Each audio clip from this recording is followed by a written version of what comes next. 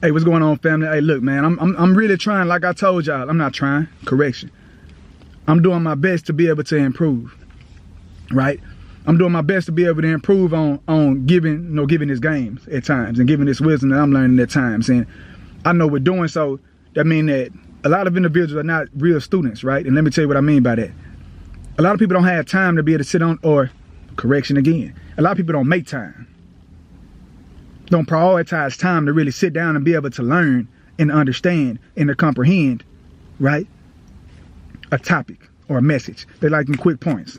So I'm doing my best to not only give, for individuals like myself, the full breakdown, blueprints, but also to give the quick ones, right? And in the midst of doing so, when it comes to just, again, my train of thought today, as everybody know, I just turned 33, and that's symbolic in a lot of ways, for those who are believers, for those who not. One thing y'all do know is that it was told that Jesus died, when he was around 33 years old, right? And then resurrected. And on my journey, man, if you go back and look at my stories, go back and look at my YouTube page, you can see how, especially the first video I ever dropped on here, I've died a lot, metaphorically speaking. And so it was just only right, me coming into my 33, it just so happened that everything that I needed to be able to resurrect myself took place. All praise to the Most High with me turning 33. And so said I had to say this because, again, I'm not trying to bore y'all. I'm not trying to overdo the video just to be able to try to make sure I keep my watch rate up. What I am trying to do is get this game and get this game as quickly as possible. So what does that look like? What does that mean? Why am I saying this? In our generation, I feel like we getting too weak, man. Simple. Males and females, we're weak. We're weak-minded. We're weak-spirited. We're weak-hearted. We're weak. Why? Because when it comes to commitment, we've got this word commitment so misconstrued that it's borderline laughable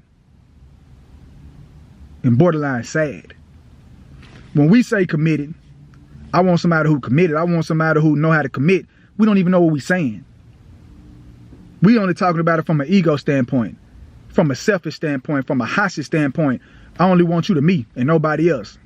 Okay, cool. And again, hear me out. That's one way. That's one level. Do you know how many levels of commitment it is? Give you an analogy. Again, real quick, trying to keep it between 4 minutes, 5 minutes. When you join the military, right? And the word is defect, like somebody, it's a military term. For one, defect means one who joins the military to protect, to honor, to take care of their country and or a cause, right? Just to make it lame as possible, in lamest terms. So what that also means is that when one joins the military, they're committing. Here's the kicker though. What are they committing to? They're not committing to life. They're committing to death.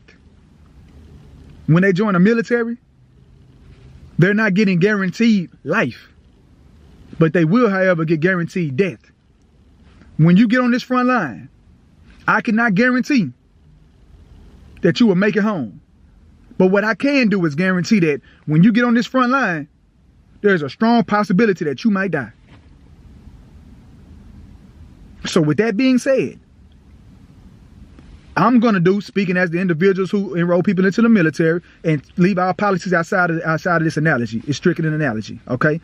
And so what I'm going to do is I'm going to ensure that you, young soldier, are as equipped as you can be, as prepared as you can be, that you understand the requirements and the prerequisites. Because once it's game time, it's game time. John Trey, what does it got to do with anything we're talking about in terms of us being a weak-minded generation, etc.? Relationships are the same way. When you get into a committed relationship, especially for those who are getting into a relationship with the intent to marry, what they cannot guarantee you is that life is going to come from this. What they can guarantee you, though, is death is going to come from this. Let me tell you what I mean by that.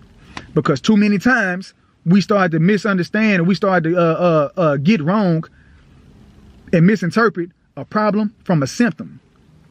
When you get into a relationship, pain is inevitable. Let's make it very, very, very basic. Pain is inevitable. And too many of us are running from pain. We think that when we get into a relationship, it's supposed to be all happy. And if it's not happy, that means it's not the relationship for us. That's wrong. You wrong. I was wrong. right? That's incorrect. It's gonna be a whole bunch of pain because y'all are equipping to be able to come out here and fight a war. Y'all are a unit. Just like the analogy we just talked about with military. You're going to have individuals beside you. Stick with me on the analogy now. I'm going to keep going back and forth. You're going to have individuals beside you that's doing everything they can, that's playing their position to do what? To make sure y'all do y'all best to be able to make it home from the war. Why? Because we know one thing, we're in a war. So when we talk about this thing called marriage or dating to marry, when you with that person, y'all should be focusing on one thing and one thing only. Not trying to tear each other down. No. Y'all should be focusing on making sure, we should be focusing on making sure, I should be focusing on making sure that we are focusing on doing our part to ensure that we can both make it home at the end of the day from this war. Because this world is trying to take us out. Distractions will be everywhere. Pain will be everywhere. But are you doing your part as a man, as a woman?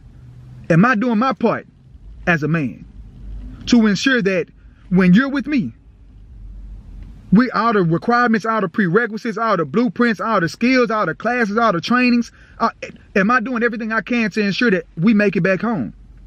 And if not, before I point the finger at you, I need to point the finger at me and see, is there any cracks in my character, cracks in my principles, cracks in my responsibility? And you need to do the same thing to see if there's any cracks in your character, cracks in your responsibilities, cracks in your principles. Then the question becomes, how do you do that? Well, that is for the individuals who don't mind the actual full-on explanation, right? And that would be right up here, so y'all can better take a look at that. And it's called, before y'all leave y'all relationship, be sure that you're not the problem. Or better yet, be sure that you're not the symptom. And if you want to know about that, if you care to know about that, then again, don't do it for me, don't do it for nobody else, do it for yourself. Because you understand that you are in a war. And that if you want the best opportunity, the best possibility to be able to make it back home, metaphorically speaking and literally, then I advise for you to understand. And you know that it's a necessity for you to understand what's your role as a man or what's your role as a woman to ensure that you do just that. So with that being said, man, I think I did good. I'm sitting at around almost 8 minutes, so I'm going to leave it at that. I'm happy for myself, man. Hey, so for everybody who subscribed already, all 7 of y'all, I appreciate y'all. I love y'all. And it's been yours truly, John Trey, and we out. Gone.